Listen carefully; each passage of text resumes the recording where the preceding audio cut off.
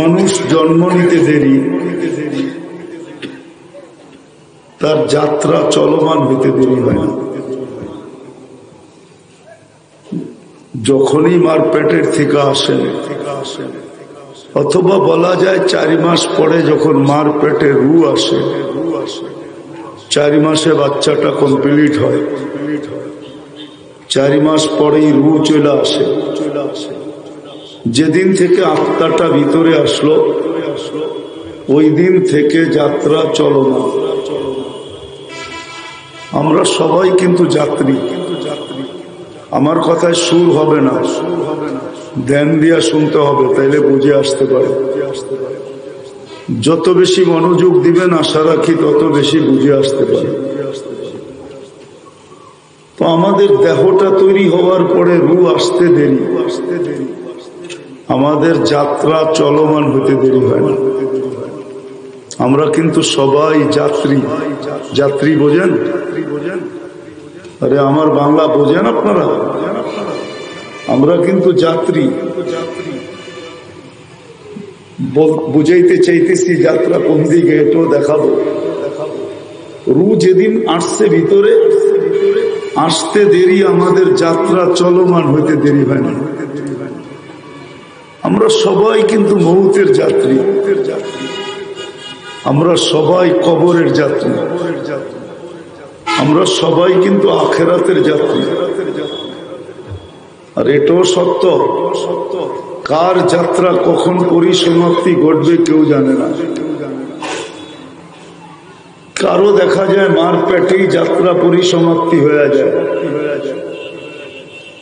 মৃত্যু অবস্থায় বাচ্চাটা মার পেটের থেকে বাহির হয়ে চলে আসে। আবার কারো দেখা যায় দুনিয়াতে পা রাখার সাথে সাথে 2-4 ঘন্টা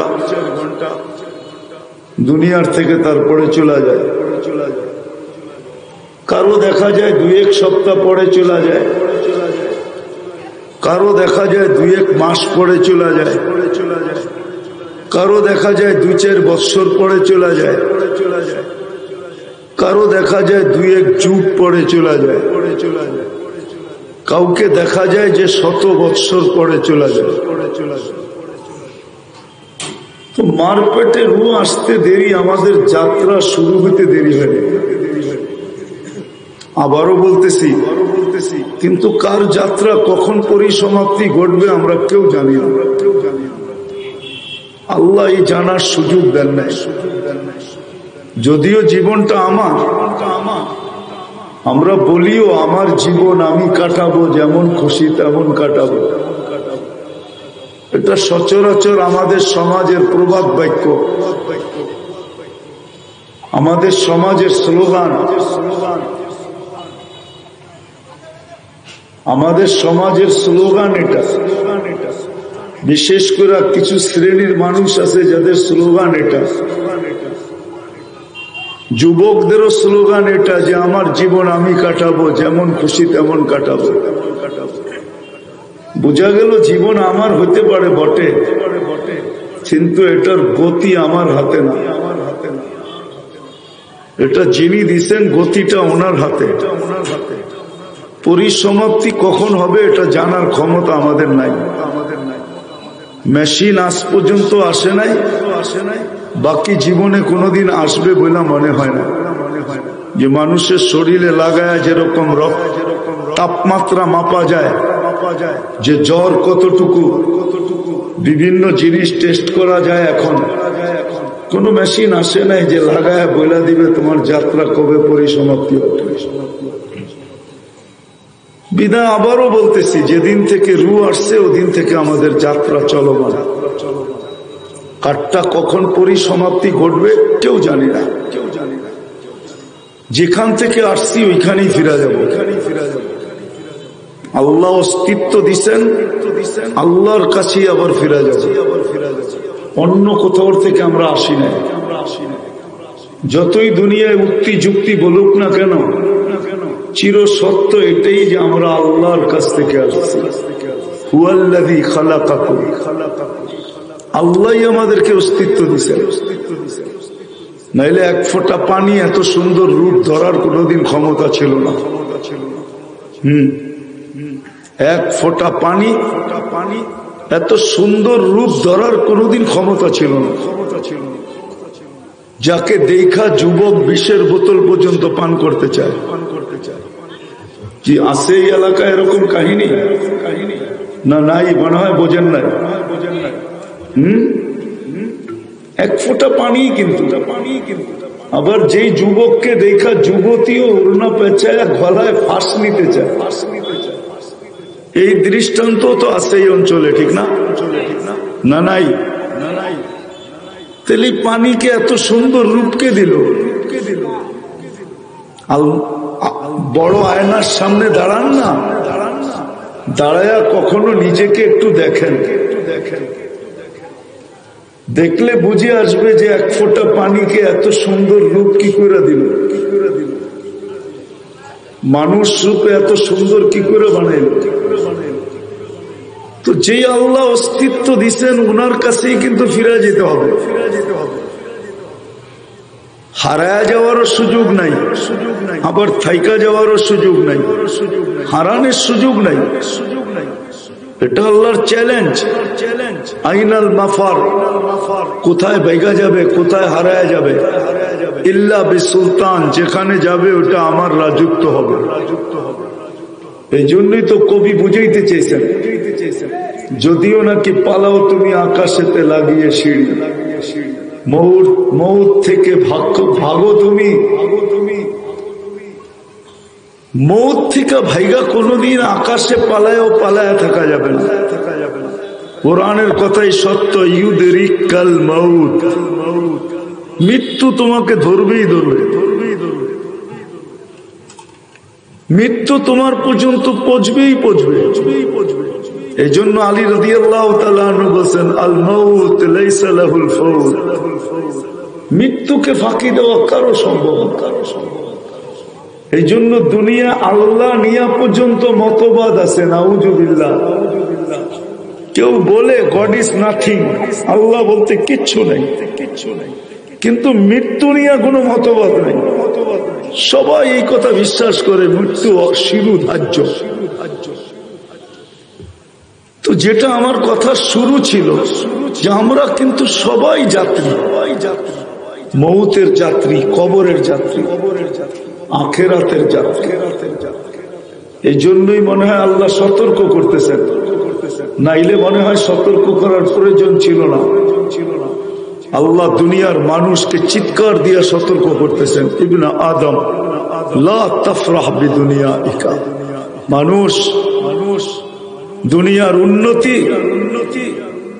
দুনিয়ার উন্নতি, দুনিয়ার উন্নতি যেন তোমাদেরকে বিমুখ না করে। ফাইন্নাকা গায়রা মুখাল্লাদ, তুমি চিরঞ্জীব না, তুমি চিরঞ্জীব না। কোরআনও বলে, আফাহাসিবতুম আন্নামা খালাকনাকুম আবাস ওয়া আন্নাকুম ইলাইনা লা তুরজাউন, ভাবতেছো আমার কাছে ফিরবে না? এটা কোনোদিন সম্ভব না। ইন্নী কাতাবতুল মাউতা আলা মান তাহতা আরশি, আমার আরশের নিচে যে আছে তার জন্য মৌত শিরু ধার্য। মরতে হবে, মরবে না কে এটাও বলে দিয়েছেন, আল্লাযী হাইলা ইয়ামুত ফাহুয়া ফাওকা আরশি, যে মরবে না সে আমার আরশের উপরে বিরাজমান। অর্থাৎ আল্লাহ, আর সত্য এটাই, কুল্লু মান আলাইহা ফান, যা দেখতেছি সব একদিন ধ্বংস লীলায় রূপান্তরিত হবে। ওয়ায়াবকা ওয়াজহু রাব্বিকা যুল জালালি ওয়াল ইকরাম, শুধু আল্লাহ থেকে যাবে।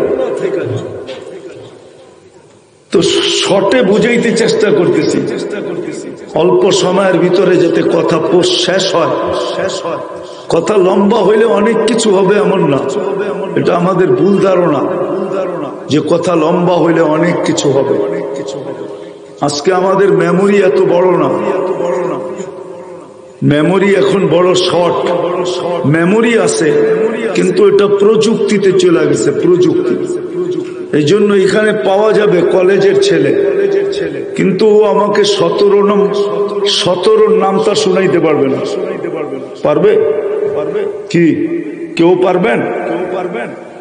কেউ পারবে না, একজনও পারবে না 17-এর নামটা শুনাইতে। পারবা?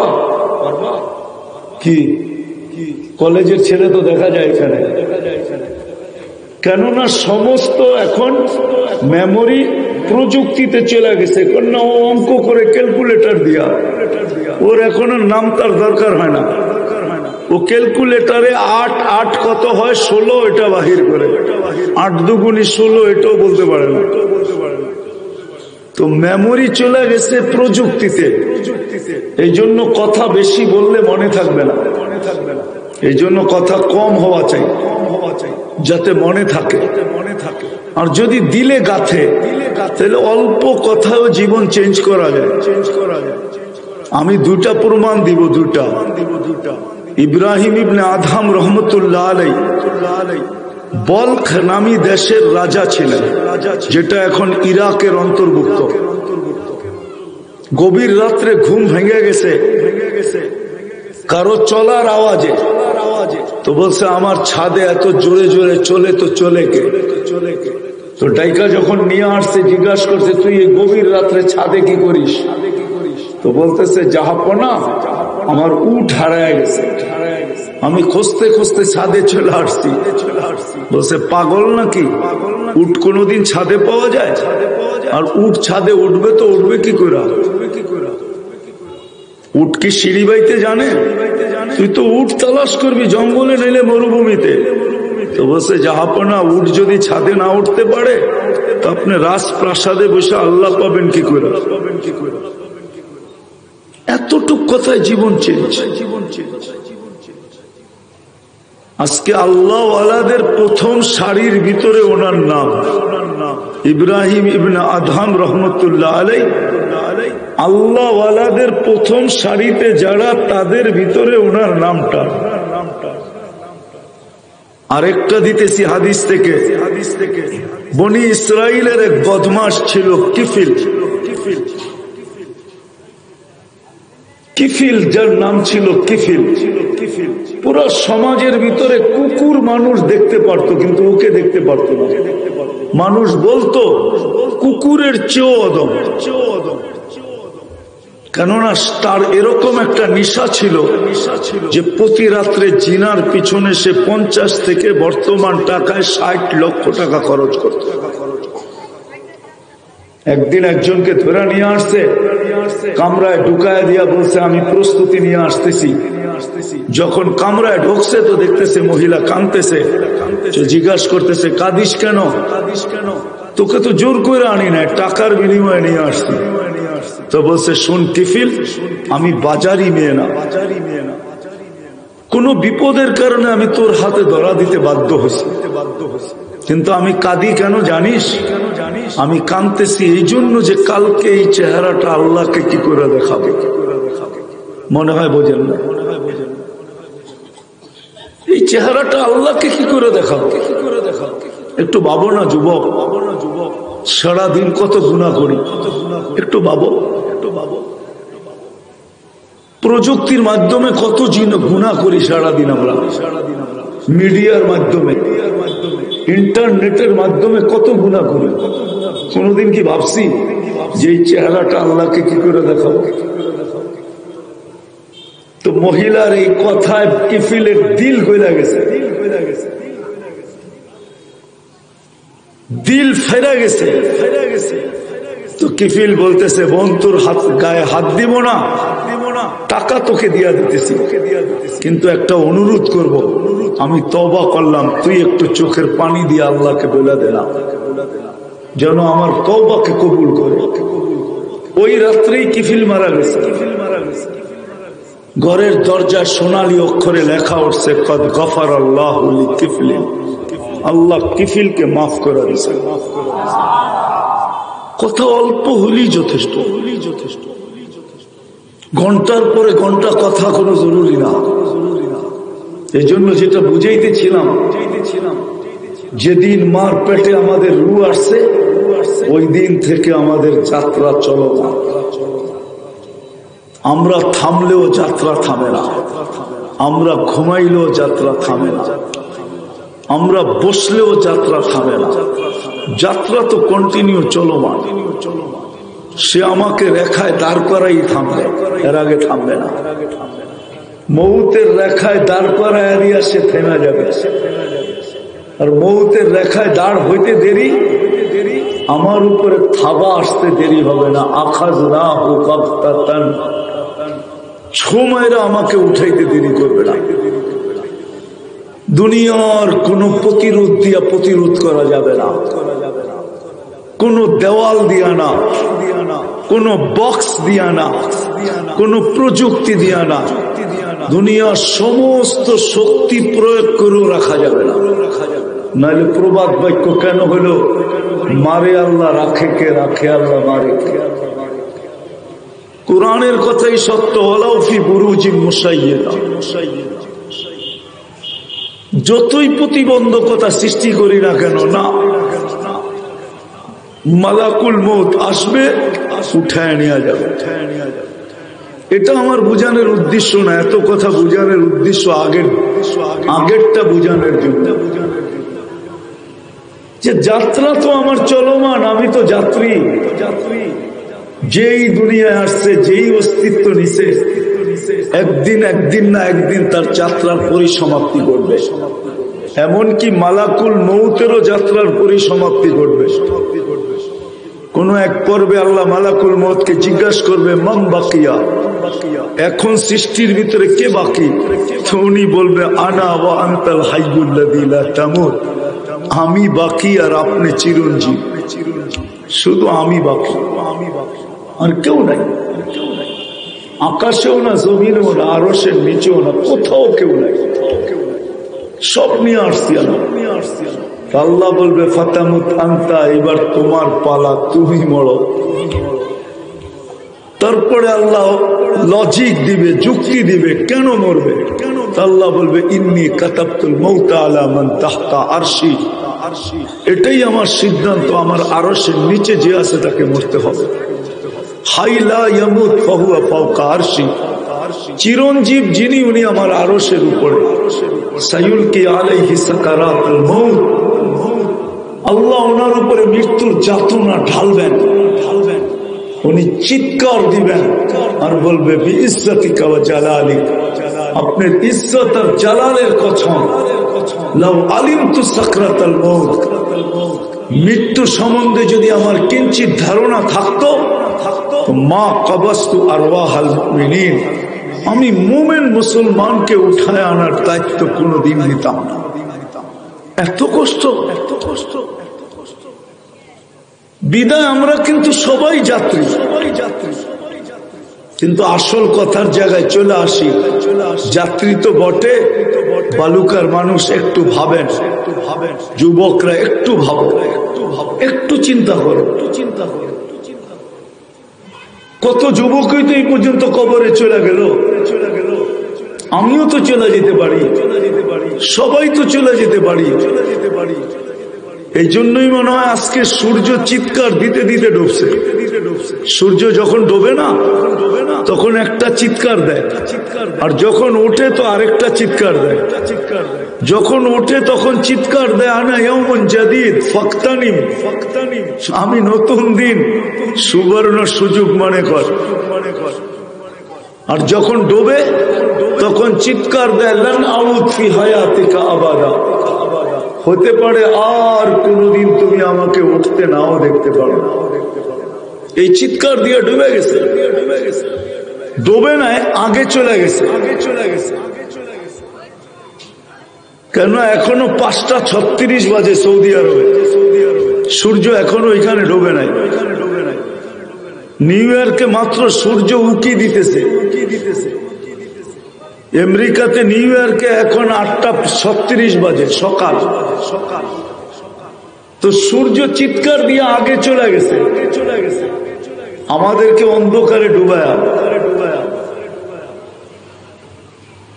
তো সূর্য একটা চিৎকার দিয়ে ওঠে, আরেকটা চিৎকার দিয়ে ডোবে। আসলে শোনার সুযোগ যদি আল্লাহ করে দিত, তাহলে মনে হয় আমরা এখনো এই নিচের মাটিটার থেকে শুনতাম। নিচের মাটিটা সারাদিন বলে, তামশি আলা যাহরি মাসিরুকা ফি বাতনি, তুমি আমার পেটে চলমান, অচিরে তুমি আমার পেটে আসবে।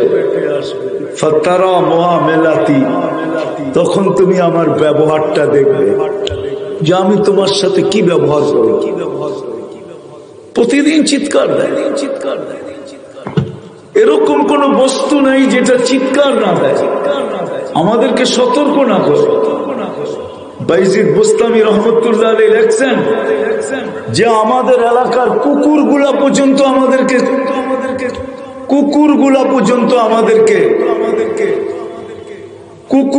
পর্যন্ত অপরিচিত মানুষ দেখলে সতর্ক করে, কুকুর পর্যন্ত সতর্ক করে।